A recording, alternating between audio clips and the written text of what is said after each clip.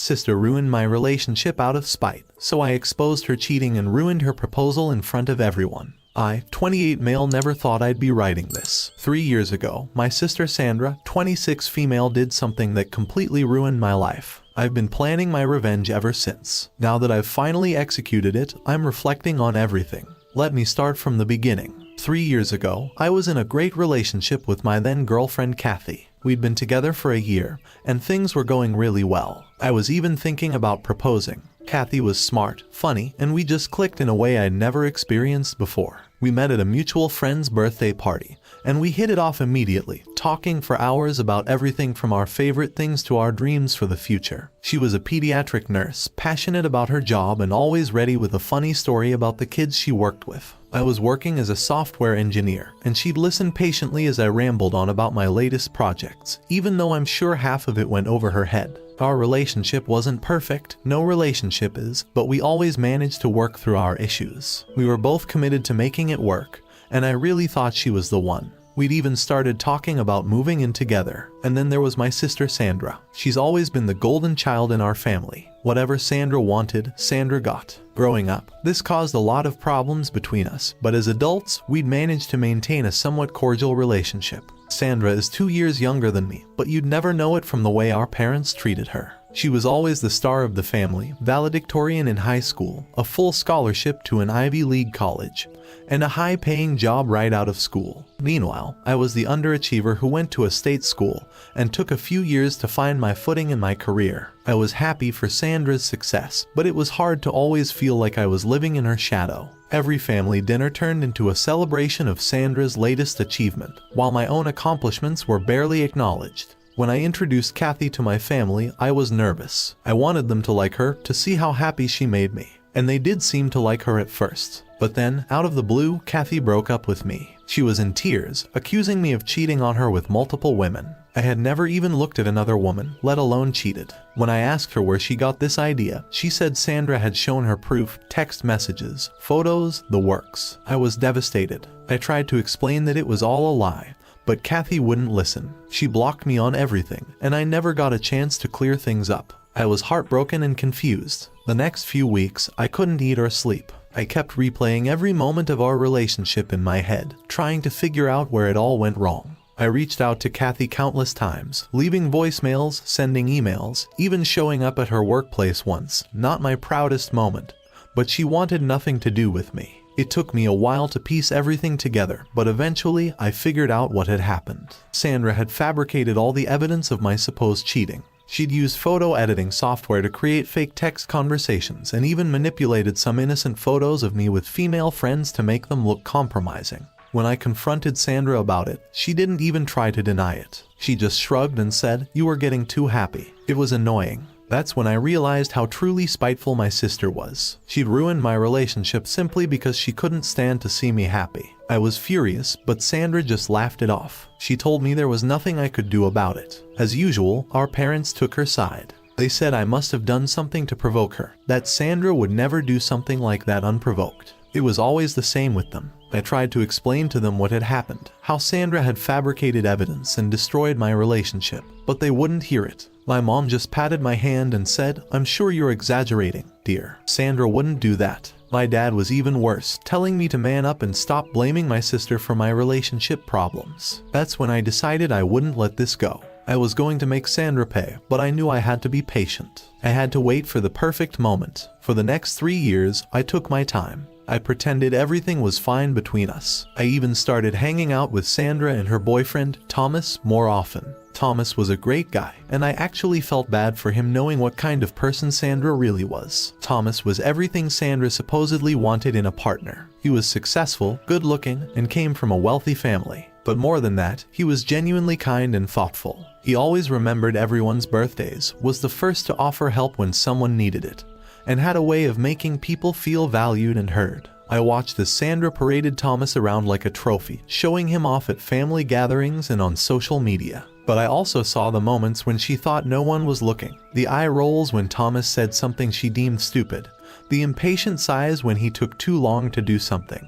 During this time, I threw myself into my work. I got a promotion and started earning more money than I ever had before. I even dated a bit, but nothing serious. I couldn't bring myself to fully trust anyone after what happened with Kathy. About 6 months ago, I noticed Sandra started acting strange. She was always on her phone, smiling at texts, and making excuses to go out alone. It didn't take a genius to figure out what was going on. She was having an affair. I didn't confront her. Instead, I started gathering evidence. I know it sounds creepy, but I needed proof. I managed to get photos of her with another guy and screenshots of their conversations. It turns out Sandra isn't great at hiding her phone passcode. The guy she was cheating with was a colleague from work, Robert. He was everything Thomas wasn't: brash, arrogant, the type of guy who thought he was God's gift to women. In their messages, Sandra and Robert would mock Thomas, calling him boring and predictable. It made me sick to read. Last week, Thomas told me he was planning to propose to Sandra. He even showed me the ring. It was beautiful, a family heirloom that had belonged to his grandmother. Thomas was so excited, telling me all about his plans for the proposal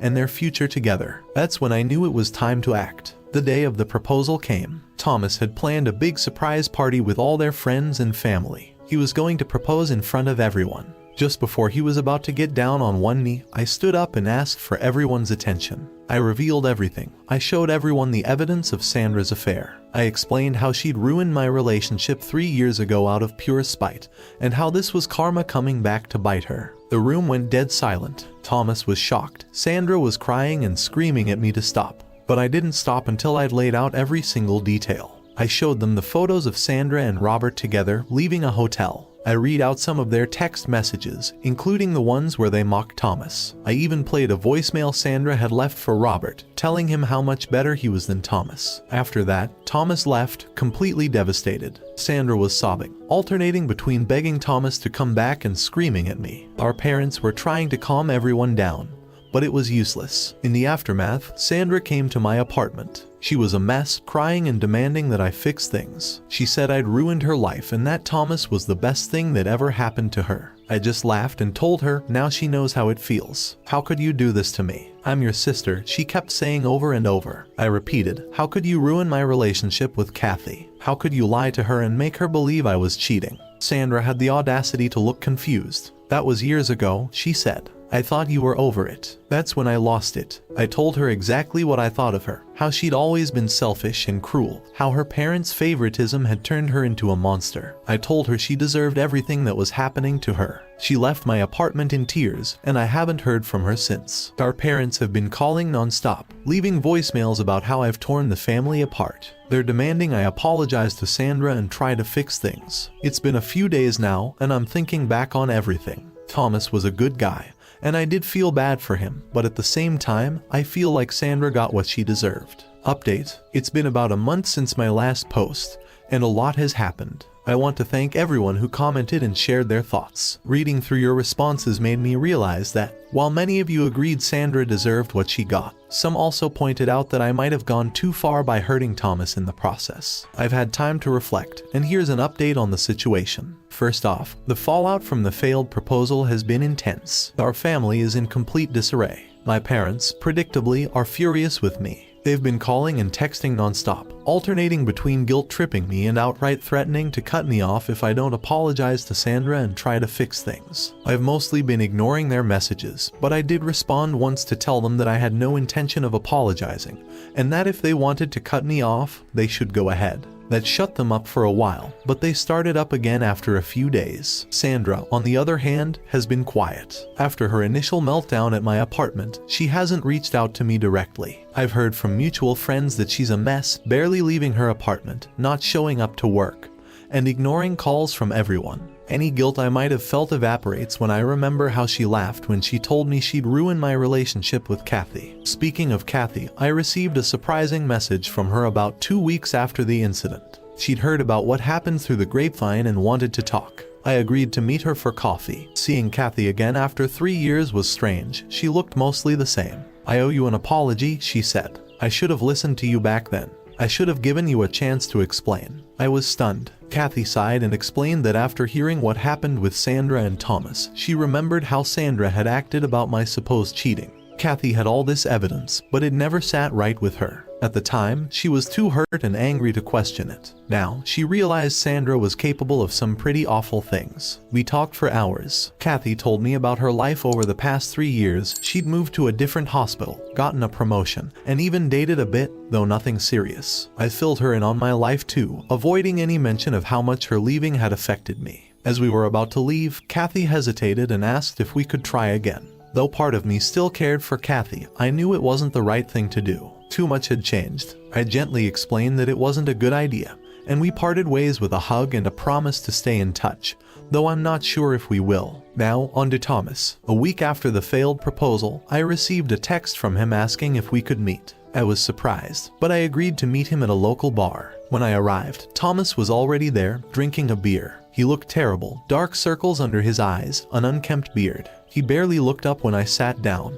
"I owe you a thank you," he said, and a punch in the face. I braced myself, but he just sighed and took another swig of his beer. "I'm grateful you told me about Sandra," he continued. "I needed to know. But man, did you have to do it like that, in front of everyone?" I apologized sincerely. I was so focused on getting back at Sandra that I hadn't thought about how it would affect him. Thomas accepted my apology, and we sat in silence for a while, both lost in our thoughts. As the night wore on, Thomas shared more about his relationship with Sandra, how he'd been planning to propose for months but kept putting it off because something felt wrong. He admitted that part of him was relieved that he found out before going through with the proposal. We talked more, and Thomas even asked me about my history with Sandra. I told him everything, our parents' favoritism and what she did to my relationship with Kathy. Thomas was horrified, realizing he had no idea who Sandra really was. By the end of the night, Thomas and I had formed an unlikely friendship. We exchanged numbers and promised to keep in touch. Over the next few weeks, Thomas and I started hanging out regularly. We'd meet up for drinks or to watch a game,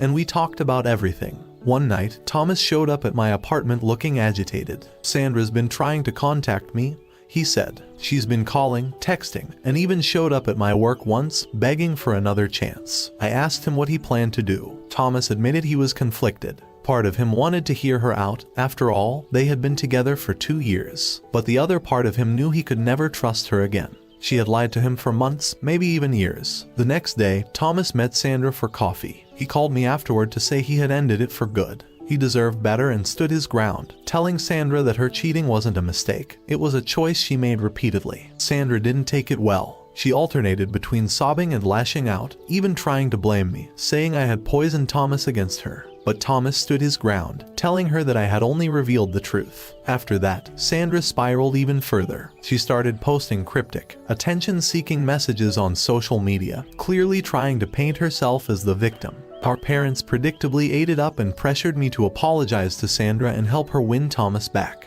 When I refused, they threatened to write me out of their will. I told them to go ahead. I'd rather have my integrity than their money. This situation has made me realize just how toxic my family is. I've started seeing a therapist to work through these issues, and it's been helpful. I'm learning to set boundaries and deal with the guilt trips my parents try to lay on me. Work has been a welcome distraction. I threw myself into a big project, working long hours to keep my mind off everything. My boss noticed the extra effort and hinted at a promotion if I keep it up. As for my love life, it's been non-existent since all this went down. A few friends have tried to set me up, but I'm not ready. I need to focus on myself for a while. Maybe someday I'll be ready to trust someone again.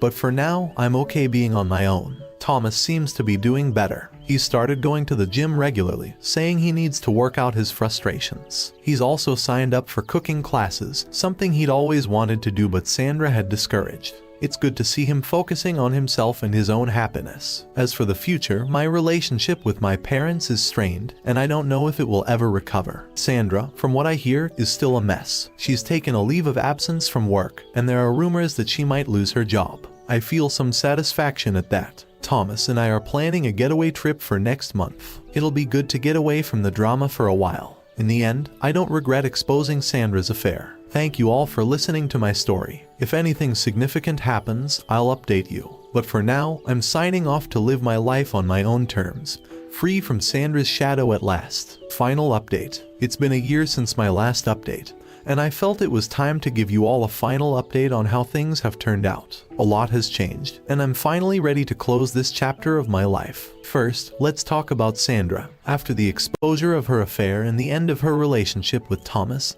things got worse before they got better. She lost her job, partly due to her extended absence and partly due to the rumors about her personal life affecting her professional reputation. For a while, she moved back in with our parents. They coddled her, treating her like a victim and blaming me for ruining her life. But even Sandra couldn't maintain the charade forever. About 3 months after moving back home, she had a massive blowout with our parents. She finally snapped under the pressure of their expectations and confessed to everything she had done to me and Kathy years ago. Our parents were shocked and forced to see Sandra for who she really was. It wasn't pretty, there was a lot of yelling, a lot of tears, and, in the end, Sandra moved out. Last I heard, she's living in a small apartment on the other side of the city, working a retail job and attending therapy regularly. As for my parents, after Sandra's confession, they tried to reach out to me. At first, I ignored them, still hurt and angry about being treated as second best for years. But eventually, after encouragement from my therapist, I agreed to meet with them. It was awkward. There were apologies, tears, and uncomfortable silences. They admitted they had been wrong about a lot of things and that they had failed me as parents in many ways. I appreciated their honesty, but I also made it clear that it would take more than one conversation to repair our relationship. Over the past year, we've been slowly rebuilding. It's not perfect. There are still moments when old habits resurface, but we're trying.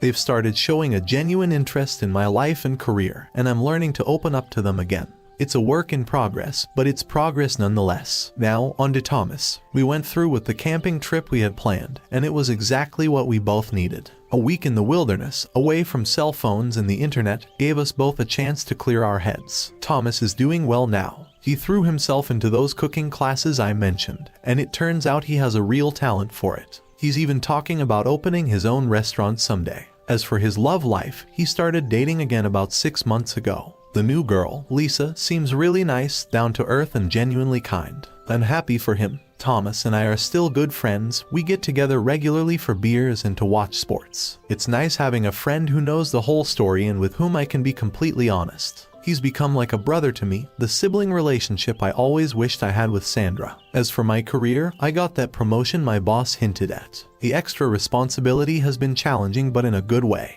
It's forced me to grow and push myself out of my comfort zone. I'm proud of what I've accomplished and excited about where my career is heading. Regarding my love life, after taking time to focus on myself and heal, I've started dating again.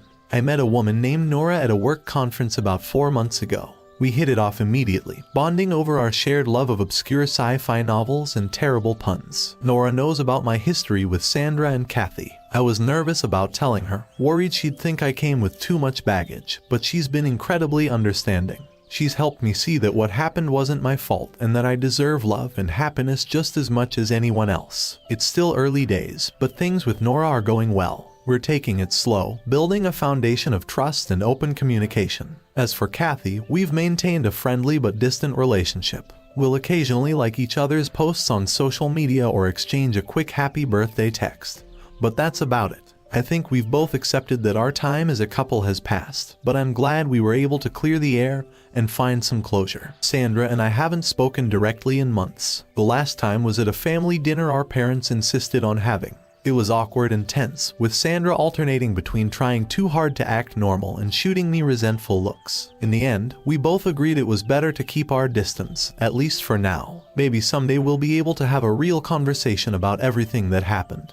But we're not there yet. Looking back on everything that's happened over the past 4 years, it's hard to believe how much has changed. The anger and bitterness that drove me for so long have faded. I still think Sandra's actions were terrible, and I don't regret exposing her affair. As I write this final update, I'm sitting in my new apartment. I finally moved out of that place filled with memories of Sandra's betrayal. Looking out at the sunset, Nora is coming over later for a movie night, and tomorrow I'm meeting Thomas and Emma for brunch. Life isn't perfect, it never is, but it's good, really good. To those of you who followed my story from the beginning, thank you. Your support, your advice, even your criticisms, all of it helped me navigate this difficult period in my life. I hope that by sharing my story, I've maybe helped some of you too. If nothing else, I hope it's shown that even when things seem darkest, there's always hope for a better tomorrow. Thank you so much for watching until the end. If you really like our videos, please don't forget to like, share, and subscribe. Have a great day.